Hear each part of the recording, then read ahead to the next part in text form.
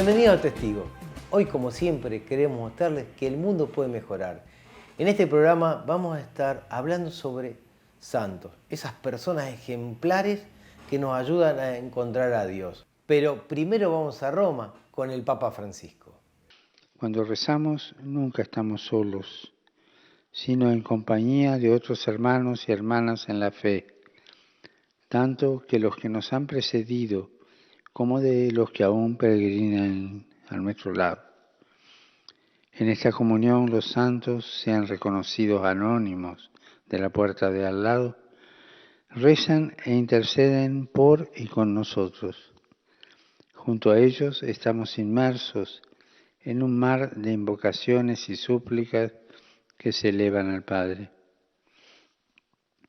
En las oraciones que encontramos en la Biblia y que a menudo resuenan en la liturgia, podemos reconocer las voces de muchas personas que han vivido la misma aventura humana. Esas oraciones que pueden ser de petición, de acción de gracias o de alabanza, como el Magnificat, el Benedictus, se difunden de generación en generación. Y así cada vez que juntamos las manos y abrimos el corazón para rezar, nos unimos a la oración del único santo pueblo fiel de Dios. Vivimos la comunión y la oración cuando rezamos unos por otros, cuando pedimos y ofrecemos plegarias por diversas necesidades. El primer modo de rezar por alguien es hablarle a Dios de esa persona. Si lo hacemos con frecuencia cada día, nuestro corazón no se cierra, sino que permanece abierto a los demás. Rezar por otras personas es el primer modo de amarlas y de estarles cerca de manera concreta. Pedimos a Cristo resucitado, por intercesión de todos los santos y santas del Señor, que nos conceda las gracias que más necesitamos para superar los momentos difíciles y hacer de nuestra vida, en comunión con toda la Iglesia, una alabanza agradable a Él.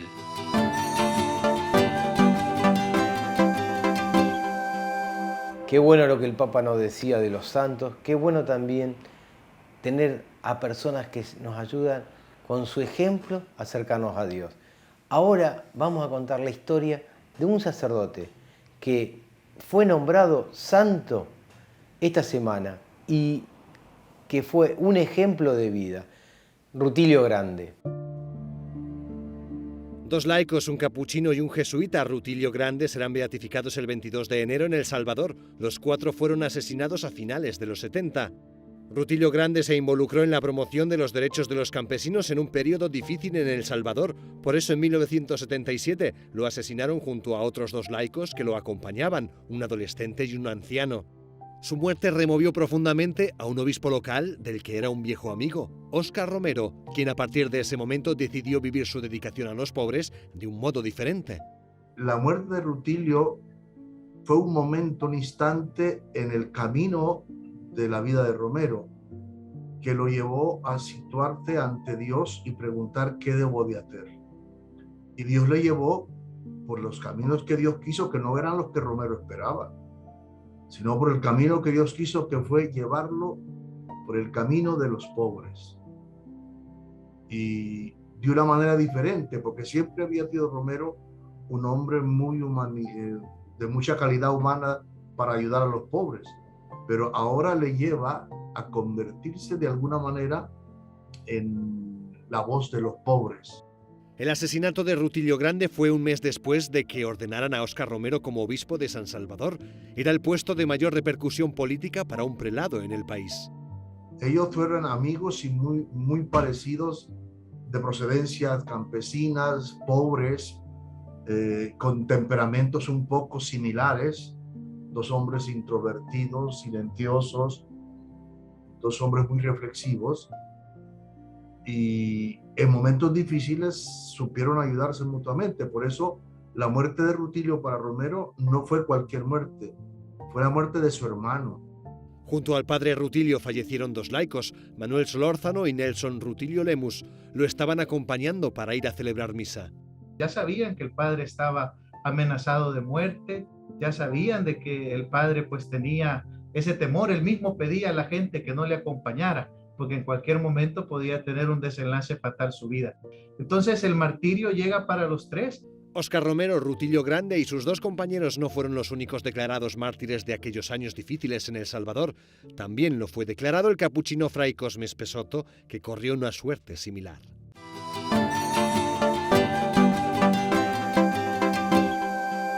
El padre Rutilio Grande nació el 5 de enero de 1928.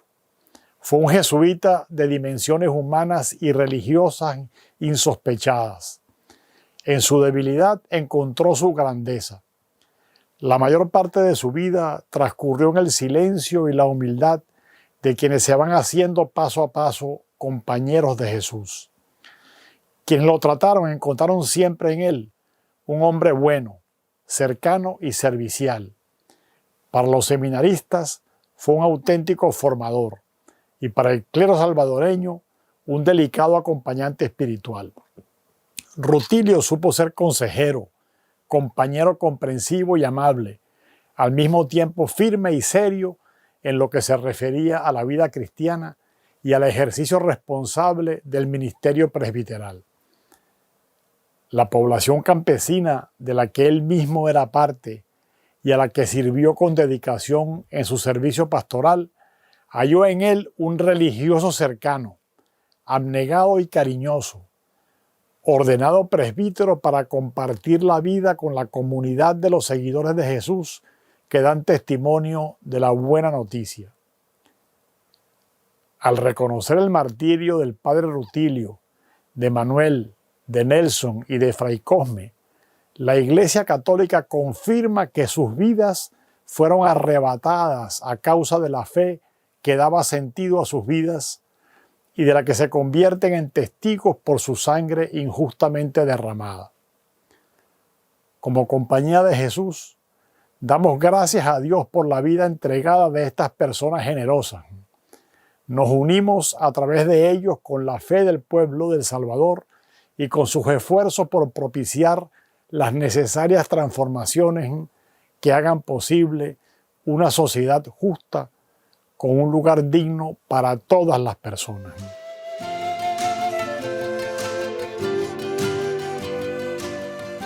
Qué bueno la historia de Rutilio y qué bueno que Dios nos ayude a ver estos ejemplos de personas que nos acercan a Él. Vamos a un corte y volvemos con más testigos. Estas instituciones creen que el mundo puede mejorar. Rubén Dobrito. Impermeabilizaciones, membranas y pinturas. Arzobispado de Rosario. Lavandería para vos. Filo, Shin y Carnes. Restaurant. 15 Gringas. Bar y cafetería.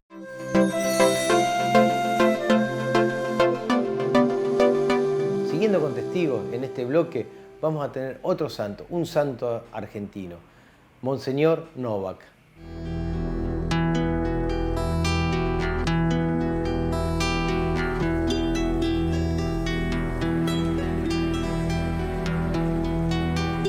En la esperanza de que pronto sean contados entre los santos reconocidos por tu iglesia, concédenos la gracia que humildemente te pedimos por intercesión de Jorge Novak, amigo de Dios y de los pobres, misionero incansable, defensor de los derechos humanos, servidor de la unidad de los cristianos.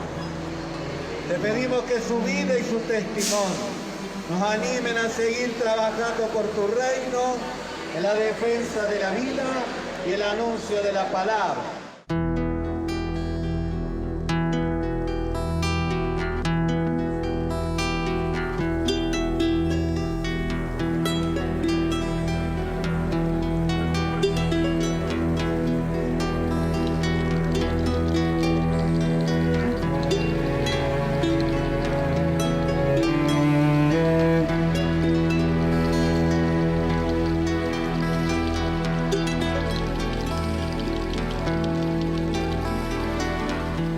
San Miguel Arcángel, provincia de Buenos Aires, un pueblito rural de profunda fe religiosa. Un pueblito bendecido por Dios, porque creo que de ahí salieron 4 o 5 obispos. De ese pueblo salieron cantidad de sacerdotes y el obispo.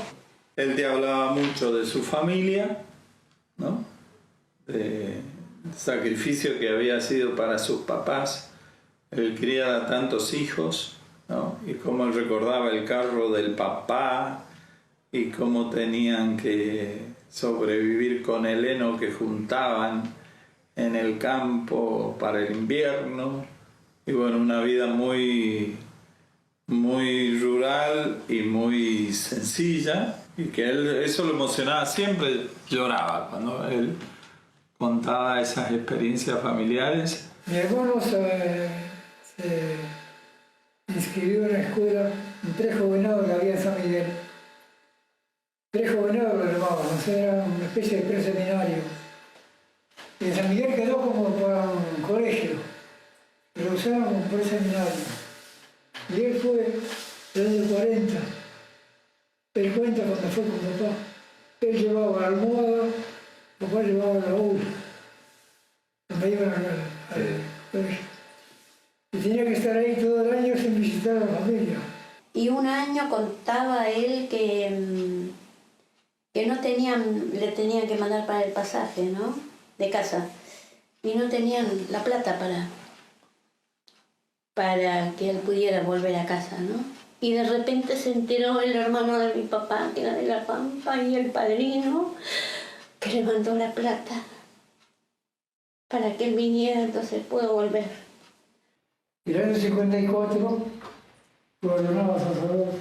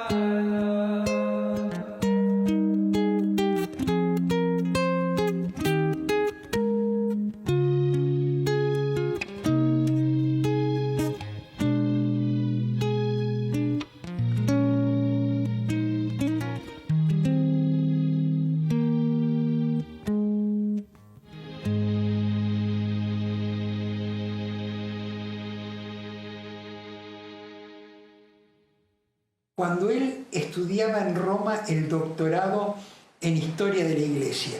Yo estaba en el Verbo Divino de Pilar, recibíamos la correspondencia que había que repartirla entre los distintos cursos, y también venía la correspondencia de Roma, que era del padre Jorge Novak, para sus papás que estaban en la granja del instituto como cuidadores.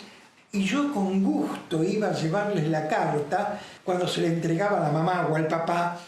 Qué emoción en esos rostros, pensar en el hijo que estaba en Roma, que se había recibido hacía muy poquitito de sacerdote. Y él llegaba de Europa el año 59, con su título doctorado de Historia de la Iglesia. Regresa y se instala en Rafael Calzada y se dedica especialmente a atender las clases de Historia de la Iglesia en Calzada. Es nombrado automáticamente también a cargo de los estudiantes de Teología. Cuando estuve en Rafael Calzada, en la formación religiosa, y él era el superior de los jóvenes. Él estaba en nuestro comedor Él tenía su mesa así aparte. Y tenía un trato serio, exigente, sociable, en las mateadas con nosotros, participaba. Y en aquel tiempo no podíamos tocar el diario nosotros. Durante el postre hacíamos silencio y él nos leía los grandes títulos del mundo, ¿no? Así de La Nación, de Clarín o lo que sea, ¿no? Hasta hay una anécdota que él, con el sueldo que ganaba como profesor de la UCA, así nos llegó a nosotros, nos compró para ambos equipos camisetas de fútbol, que fue todo un orgullo. Y como profesor, porque nos daba clase de historia de la iglesia, sabía un montón.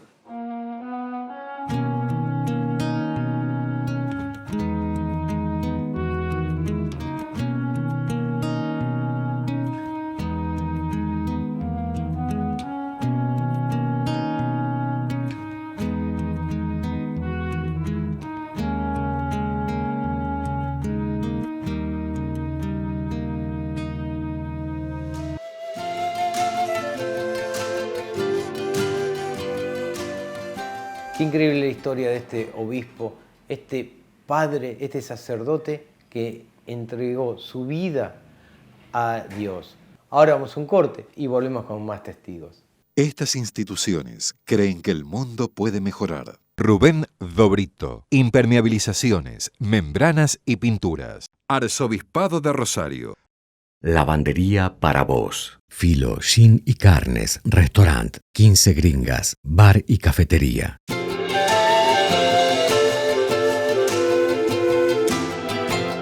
Siguiendo con testigos, en este bloque, como siempre, nuestro obispo Eduardo Martín. Que son justamente ellos, los santos, los que ya han transitado las huellas de este mundo, han sido dóciles a la gracia del Evangelio y hoy gozan del triunfo de Cristo. Por eso hoy la Iglesia celebra el Día de Todos los Santos. Aquellos que no sabemos sus nombres, sabemos por el magisterio de la Iglesia y por las canonizaciones, donde se juega la infalibilidad del Papa, que hay determinadas personas que están en el cielo. Son los santos nombrados por la Iglesia, o canonizados, como decimos. Pero hay una multitud imposible de contar, formada por hombres y mujeres de toda raza, lengua, pueblo y nación. Bueno, hoy la Iglesia toda, esta Iglesia que peregrina, los que estamos caminando, los que estamos en el combate de cada día, en la lucha por la santidad, hoy miramos a la Iglesia del cielo, a esa Iglesia que podemos llamar también triunfante, a esa Iglesia que ya ha vencido, para que nos ayuden los santos en este combate que nosotros estamos viviendo aquí en la tierra, para que venza el amor de Dios, el amor de Cristo en nuestros corazones.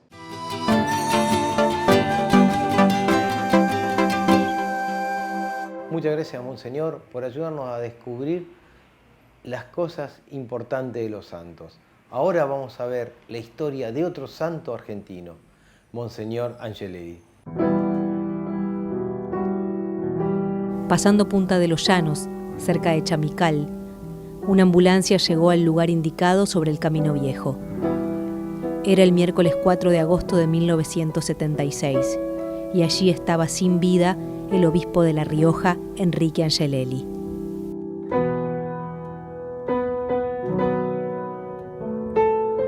Cuentan que 8 años antes, cuando entró a la Catedral de La Rioja por primera vez, vio que los bancos de adelante estaban reservados con placas metálicas. Hizo sacarlas todas. A partir de ese día, nadie tendría privilegios en aquel templo. Angelelli comenzó a llevar el Evangelio a todos los lugares, a celebrar las Navidades en los ranchos, a incluir a los pueblos originarios, como cuando dio lugar a la fiesta que llamó Tincunaco, que es encuentro en quechua. Pero impulsar una cooperativa para que el pueblo accediera a tierras abandonadas fue lo que hizo crecer las amenazas y después las persecuciones. Para el golpe de Estado del 24 de marzo de 1976, el obispo del pueblo ya mantenía enfrentamientos públicos con los militares. Sus sacerdotes y colaboradores eran acosados permanentemente. Los padres Fray Carlos Murias y Gabriel Longueville y el cooperativista laico Wenceslao Pedernera fueron asesinados. Angelelli sabía que su hora llegaba. Le aconsejaron escapar y refugiarse en algún lado. Él respondió que el pastor debe estar al lado de sus ovejas. Aquel miércoles 4 salió hacia la ciudad de La Rioja junto al padre Pinto y eligieron el camino viejo. Pinto percibió que los seguían. Escuchó una explosión. Pensó que era un neumático que explotaba, pero era un disparo. Hermano obrero, hermano puestero, hermano peor. Siembra Angelelli en el corazón.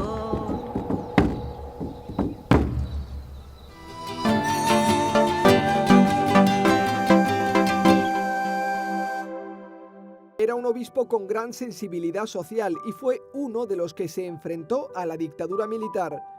Murió cuando regresaba de un homenaje a 2 sacerdotes de su diócesis asesinados por el régimen, que también durante años disfrazó su muerte como accidente de coche. Para esclarecer lo ocurrido, el Papa Francisco envió documentos del Archivo Secreto Vaticano. Lo que encuentro te lo mando. Eso ha sido para nosotros su colaboración. Efectivamente fue un gran impulso y una gran colaboración en el momento clave, cuando se cerraba el periodo de prueba en la causa que finalmente dictaminó el asesinato del obispo a través de la estratagema de un accidente. Desde los archivos vaticanos llegaron 2 cartas que Enrique Angelelli envió al entonces nuncio Pio Laghi. En la primera contaba las amenazas de muerte que había recibido y en la segunda relataba los detalles del asesinato de esos 2 sacerdotes. Donde daba cuenta del estado de persecución en el que estaba la iglesia local, sobre todo una iglesia que se había ido haciendo sangre, como el mismo cardenal Bergoglio dijo en el año 2006 en la Argentina. Primero el padre Carlos Murias y el padre Gabriel Longueville, después el laico Wenceslao Pedernera y finalmente el obispo Enrique Angelelli. El obispo Angelelli participó muy activamente en el Concilio Vaticano II y su sucesor dice que quiso ser un obispo samaritano al servicio del pueblo. Esta expresión, con un oído en el pueblo y otro en el Evangelio, marca como las dos coordenadas en la reflexión de un pastor, de un servidor de la comunidad, la realidad y la permanente frescura de la palabra de Jesús. Como Monseñor Romero, Enrique Angelelli fue uno de los obispos asesinados durante las dictaduras latinas de los años 70. En común tienen que su causa de beatificación es por martirio in odium fidei, que significa por odio a la fe.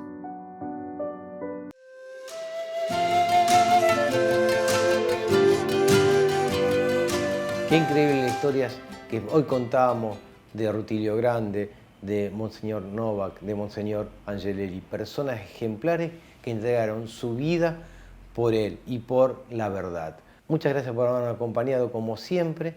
Los esperamos la semana próxima con más testigos.